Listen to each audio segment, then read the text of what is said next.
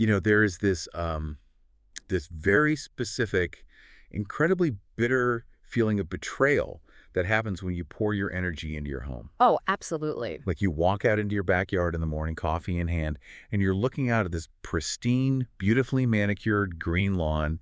You've poured your heart, your soul, and a significant portion of your wallet into it. Yeah, and then And suddenly it just looks like a miniature war zone. right. Just these random jagged mounds of fresh dirt, completely ruining the aesthetic of your landscaping. It feels almost personal, like someone specifically targeted your yard overnight. It really does. It Yeah. feels like this covert nocturnal mining operation was just like set up right under your prize rose bushes while you were sleeping. And the worst part is the absolute invisibility of the culprit. You never actually see them. No, you just see the destruction they leave behind. Exactly. Hey. So welcome to today's deep dive, where we are going entirely underground to talk about California's most persistent, infuriating turf destroyers. Ew. We're talking about gophers. Yeah, and we are talking about an issue that causes, millions of dollars in landscape and agricultural damage across the state every single year. It's a massive economic and environmental frustration. It really is. And our mission for this deep dive is to unpack this incredibly comprehensive guide from Simple Pest Management. We want to understand exactly why these specific pests are so, notoriously difficult to get rid of, and why the gadgets and poisons you buy at the local hardware store almost never work. Right, and we'll look at how professional, science-backed methods actually get the job done. It is a fascinating look at animal biology, behavioral science, and honestly, material engineering when you get into how we keep them out. Yeah, it really is. Now, before we get our hands dirty, pun absolutely intended, I want to ask you a quick favor. If you enjoy this kind of deep dive where we take complex or just like plain frustrating topics and break them down into practical knowledge you can actually use, please take a second right now to follow and like the show. It genuinely helps us continue bringing this kind of research directly to you. Definitely. So let's set the geographical stage here, because the source material, this article titled Effective Gopher Control Methods in California, it highlights just how extensive this problem really is. Yeah, the scope is wild. Right. We are looking at severe agricultural and residential damage spanning all the way from the rolling hills up in Placer County, down through Sacramento and Riverside, all the way down to San Diego. So the entire state is basically a battlefield. Yeah. Who exactly is the enemy we're fighting here? Well, when you're dealing with this in California, your primary adversary is Botha's pocket gopher. Okay. That is the most common species you are going to encounter throughout the Golden State. They're highly specialized burrowing rodents, and they actually get the pocket part of their name from these fur-lined pouches on the outside of their cheeks. Wait, on the outside. Yeah, on the outside, which they use to hoard and carry food. But what makes them so profoundly destructive to your yard is, honestly, their staggering work ethic. Work ethic. Are they operating in massive colonies down there? Because when you see a yard completely torn up, your first instinct is that there must be an entire city of them under the grass. See, that is the most common misconception. Really? Yeah. These are strictly solitary animals. Oh, wow. They are incredibly territorial, and they spend almost their entire lives completely alone underground. The terrifying part is that a single solitary Botha's pocket gopher can create up to 200 soil mounds in a single year. 200 mounds. Ow. From one animal. Just one. How does a creature that small physically move that much dirt? They are essentially biological bulldozers. I mean, they have these massive, continuously growing incisor teeth and incredibly powerful forelimbs with specialized claws. Yep. And they actually have adaptations where their lips can close behind their front teeth. Wait, behind their teeth? So they don't swallow a bunch of dirt? Exactly. It allows them to chew through roots and loosen packed soil without getting dirt in their mouths.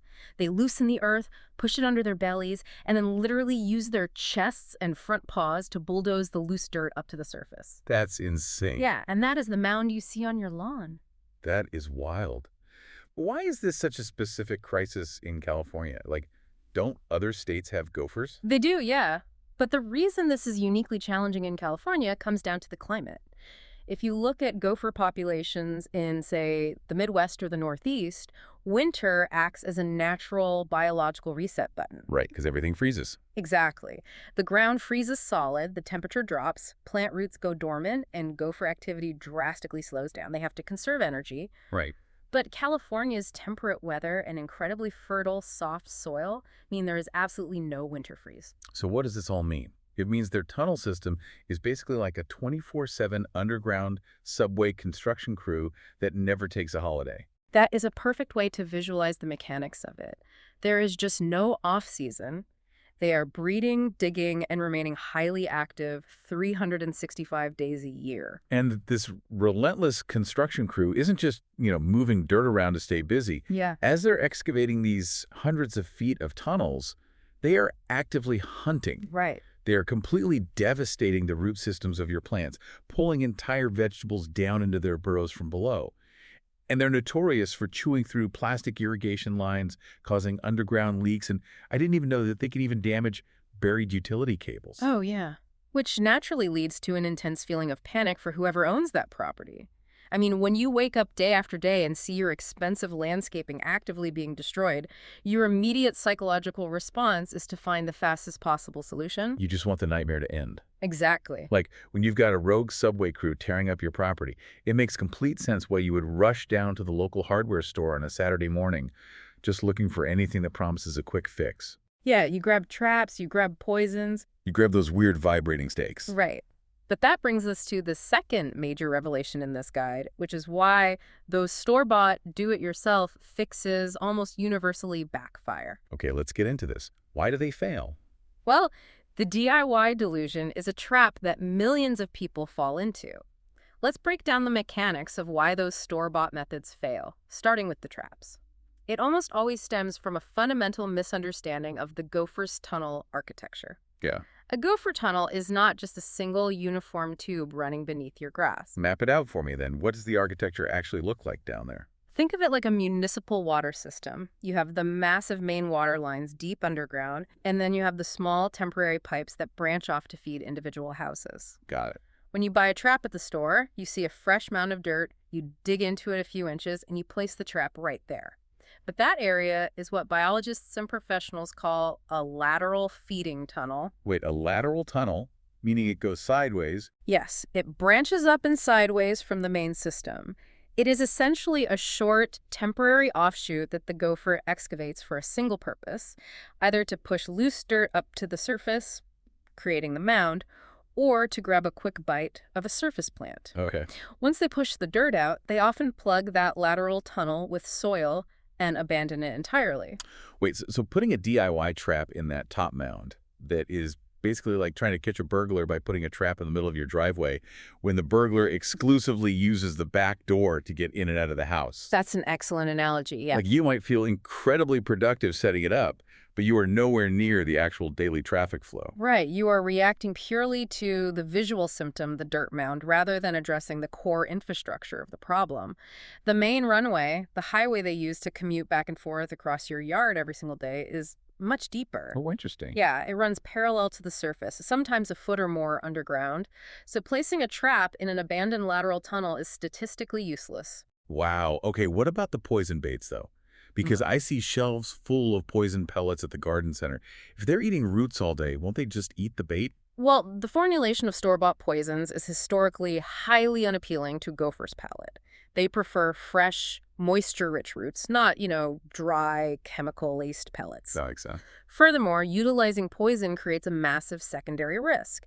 If you are pouring toxic pellets deep underground where you cannot monitor them, you introduce severe risks to the surrounding ecosystem. Oh, like pets. Exactly. If a neighborhood cat, a wild owl, or your own dog digs up and consumes a poisoned gopher, they can suffer from secondary poisoning. It is an immense, uncontrollable liability. That is terrifying, especially if you have pets or kids playing in the yard. But the guide also addresses the home remedies that don't involve chemicals, like people shoving garden hoses into the holes to flood them out or buying those little solar-powered sonic repellent stakes that buzz and vibrate in the grass. Yeah, what's fascinating here is the sheer sensory capability of the gopher itself. Because they live entirely in the dark, their other senses are hyper-tuned to vibration and environmental changes. Okay. The sonic stakes are designed to exploit that, supposedly vibrating to scare them away. However, university research and extensive agricultural studies have thoroughly debunked them. Wait, I have to push back on this. If university research has thoroughly and scientifically debunked sonic repellents, Why are there 10 different brands of them for sale at every major home improvement store in the state? Honestly, desperation is one of the most powerful marketing tools in Ooh, existence. fair point. People desperately want a clean, hands-off, magical solution to a dirty, complex problem. The idea that you can just push a plastic stake into the grass, walk away, and the gophers will magically pack their bags and migrate to another zip code is incredibly appealing to a frustrated consumer. I mean, I'd buy it. Right, but scientifically it does not work. The gophers quickly habituate to the sound, they realize the buzzing stake isn't a predator, and they simply dig a new tunnel 2 feet to the left to bypass the annoyance. They just ignore it. Pretty much. What about flooding? I know people who have left a hose running into a hole for hours. Flooding is equally ineffective in well-drained California soils. Remember, gophers are exceptional engineers. Their tunnel networks often include deeper drainage sinks specifically designed to handle heavy rainfall. You're kidding. They build drainage. They do. If you flood a tunnel, they will rapidly retreat to a higher elevation within their network, plug the tunnel behind them with a wall of dirt, and simply wait for the water to absorb into the earth. You're just driving up your water bill and making the soil softer, Oh, no. which actually makes it easier for them to dig new tunnels tomorrow. You are literally softening the ground for their next expansion project. Yeah. Okay, so if we acknowledge that these DIY methods fundamentally misinterpret the architecture of the burrow and fail to account for the gopher's sensory adaptations, how do the professionals actually outsmart them?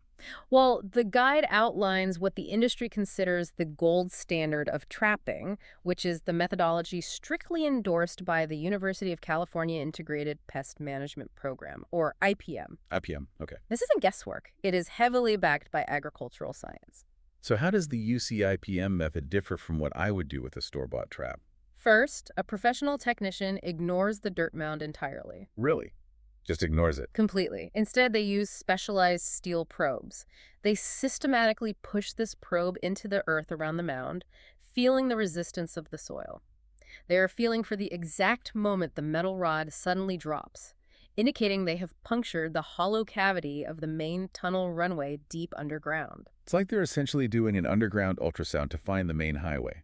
Exactly. And once they locate that main commuting artery, they carefully excavate a small access point. They utilize commercial-grade traps, which are vastly different from the flimsy wire ones at the store. These traps are calibrated specifically for the size and strength of California gopher species. Crucially, the technician sets them in pairs. They place 2 traps back-to-back inside the main runway, facing opposite directions. Oh, that makes perfect sense. Because if you just drop into the middle of their tunnel highway, you have no idea whether the gopher is currently commuting eastbound or westbound. Precisely. You have to cover both lanes of traffic. Exactly. You secure both directions of travel. But placing the traps is only the mechanical half of the equation.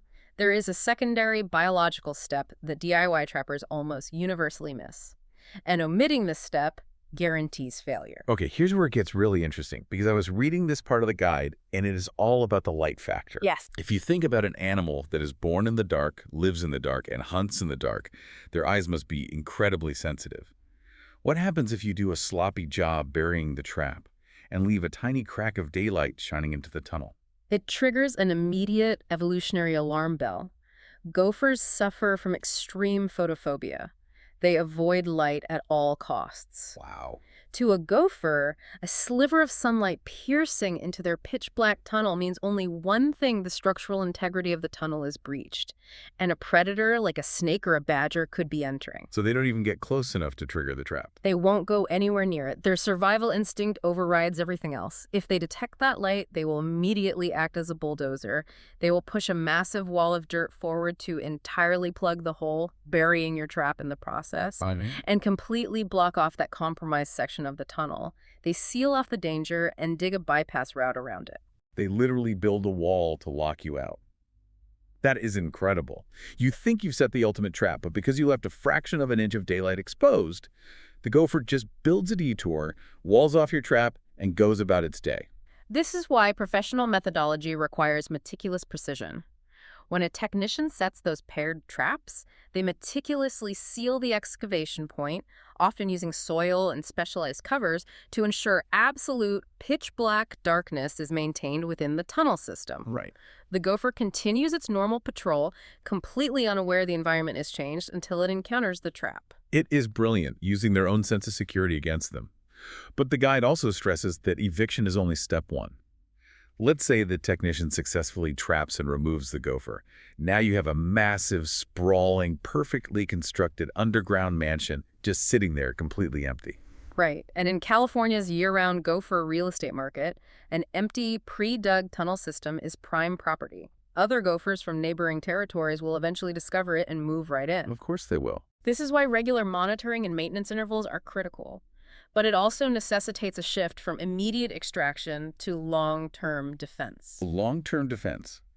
How do you permanently protect a yard from an invisible enemy? Well, the scientific approach detailed in the guide is called exclusion. If trapping is the offense, exclusion is the defense. It involves constructing physical, impenetrable barriers around the high-value areas of your landscape to permanently deny them access. What kind of barriers are we talking about? Because we already established they can chew through plastic pipes. You have to use professional-grade materials. We are talking about heavy-gauge, galvanized hardware cloth, or tightly woven stainless steel wire mesh. Weak. Standard chicken wire won't work. No, standard chicken wire is too weak. A gopher can eventually bite through it, and untreated metal will quickly rust away in damp garden soil. The galvanization process coats the steel in zinc, preventing rust and ensuring the barrier lasts for decades underground. So you just lay this steel mesh over the grass. No, it has to be subterranean. Professionals trench the perimeter of a garden bed or a lawn and bury this metal mesh 24 to 36 inches deep into the soil. Wow, that deep. Yes. It must extend vertically, creating an underground wall, to prevent gophers from simply burrowing down and tunneling under the bottom edge of the barrier. Ah, I see. For newly constructed raised garden beds, you actually line the entire bottom and sides with this mesh before a single scoop of soil ever goes in. That is a massive undertaking, but I guess it guarantees permanent protection. Also love the specific exclusion tactic the guide mentioned for people planting new trees, especially out in the agricultural heavy areas like Sacramento and Placer counties. Yes, the individual root protection baskets. This is a highly popular and effective method for protecting valuable fruit trees, citrus groves, and ornamental shrubs. Okay. Before you place the tree in the ground, you plant the root ball inside a custom-formed, galvanized wire cage. It is literally like outfitting your prized plants in custom suits of chainmail armor to protect them from a subterranean siege. It really is. You are sending your citrus trees into battle, fully equipped to deflect the enemy. It is a brilliant visual, and it perfectly encapsulates the strategy. As the tree grows, the specific design of the basket allows it to gradually expand to accommodate the growing root system. Right. But the mesh remains tight enough that the gopher's teeth can never access those tender, vital taproots. And if we connect this to the bigger picture, this kind of exclusion is a cornerstone of integrated pest management, or IPM. So what is the broader philosophy of IPM beyond just, building chainmail for plants? Well, IPM dictates that pest control isn't just about eliminating the animal. It is about holistically managing the ecosystem. It relies heavily on habitat modification. If you change the environment, you change the behavior. What does habitat modification look like for a gopher, practically speaking? It involves strategic landscaping choices. For instance, incorporating less palatable plant species to create buffer zones. Plants like gopher spurs, lavender, or rosemary contain compounds or strong scents that gophers naturally avoid. Oh, so they don't even want to go near them. Exactly. By planting a thick perimeter of these deterrent plants around your vulnerable, high-value gardens, you create a natural biological barrier that discourages them from pushing further into your property. Wow. You combine the physical exclusion of the wire mesh with the biological exclusion of the plant selection. Okay, so we have unpacked the rigorous, university-backed science of trap placement, the complex architecture of lateral versus main tunnels, the biology of photophobia, and the material engineering of tactical chainmail for our fruit trees. Right. This is incredibly thorough, high-level agricultural advice. But as I was reading through the source material, I went down to look at the author bio. And this is where the deep dive takes a truly delightful turn. Oh, yes. The author of this highly comprehensive, scientifically grounded guide is listed as Theodore Augustus Paul Chi. Okay, let's unpack this. I am reading this intensely detailed manual on managing subterranean rodent populations, and I decide to look up the author on the company's staff page. Yep. Theodore, or Teddy, as he is known around the office, is a puppy. He is an actual mini Bernedoodle. He is indeed a dog. He holds the official title of Chief Bedbug Officer at Simple Pest Management. I got such a massive kick out of this. An adorable, fluffy puppy is listed as the author. And his title is an actual functional role within the industry. The bio clarifies that Teddy is currently in rigorous training for bedbug scent detection. Amazing. While he doesn't conduct independent field inspections just yet, all current findings are verified by human professionals. His primary directive right now is to keep team morale high at the office. I mean, how could your workplace morale not be sky high with a mini Bernedoodle wandering around the desks wearing a little Chief Bedbug Officer badge? It is absolutely brilliant. It is remarkably charming, but from an analytical perspective, discovering this playful detail actually provides a profound insight into the company's broader operational culture. How so? Well, Simple Pest Management is clearly not a massive, faceless corporate entity rigidly pumping out generic content. They are a local business. They cultivate a welcoming, positive environment. Right. Yet simultaneously, they are deeply invested in proactive, cutting-edge solutions. They are literally investing the time and resources into specialized scent detection training for a dog to provide superior, non-invasive inspection services down the line. It makes total sense. It demonstrates a commitment to doing things at the highest professional level while retaining a sense of humanity and humor. It genuinely makes you want to work with them. Because if a company is this meticulous about the developmental training of their dog and is deeply knowledgeable about the psychological avoidance behaviors of a pocket gopher, you know they're going to bring that exact same meticulous precision when they show up at your house to restore your yard. Exactly. It establishes a profound level of trust before you even make the phone call. So to bring all of this vast underground world together for you listening, conquering a gopher problem on your property is not about standing in your yard with a garden hose for 3 hours. No, definitely not. And it is certainly not about buying a plastic vibrating stake from the home improvement store and hoping for a miracle. Those methods are, scientifically speaking, exercises in futility and frustration. If you want to take your yard back, it requires a deep biological understanding of their underground highway systems. It requires utilizing pairs of commercial-grade traps perfectly calibrated and placed in the main runways. Right. It requires absolute uncompromising precision in blocking out the light so you don't trigger their evolutionary avoidance instincts. And ultimately, it requires long-term habitat modification and permanent exclusion tactics, like trenching in galvanized steel mesh. And exploring all of this raises an important question, one that I think every property owner in California should seriously ask themselves. We talked earlier about habitat modification. Yeah. When we heavily irrigate our lawns day after day to create these lush, artificially soft, incredibly moist landscapes, right in the middle of a naturally dry Mediterranean climate, are we unknowingly building the ultimate effortless luxury resort for the exact pests we are so desperately trying to keep out? Oh, wow. That is a staggering realization. We are practically rolling out the red carpet for them. We are softening the soil so they don't have to work hard to dig. We are growing the exact lush roots they love to eat. And then we act completely shocked when they show up to take advantage of the all-inclusive buffet we built for them. Exactly. We artificially engineer the ideal biological conditions for their survival, and then we spend our weekends fighting the consequences of our own landscaping choices. Integrated pest management fundamentally asks us to examine our own habits, like how often we turn on the sprinklers just as closely as we examine the habits of the pest. That is an entirely new paradigm for how we look at our own backyards. It is brilliant. Right, if you are currently looking out your window at a lawn that resembles a miniature war zone, or if you just want to support a fantastic, science-driven local California business, and frankly, if you just want to go online and see what Teddy the Mini Bernedoodle is up to today, you need to take the next step. Highly recommend checking Teddy out. Go follow Simple Pest Management on their social media channels and absolutely visit their website at www.simplepest.com. That is www.simplepest.com. Because you deserve to enjoy your morning coffee, looking out at a pristine, beautiful lawn, not a battlefield of dirt mounds excavated by a 24/7 subterranean construction crew. A well-earned, peaceful morning. Thanks for joining us on this deep dive. We'll catch you next time.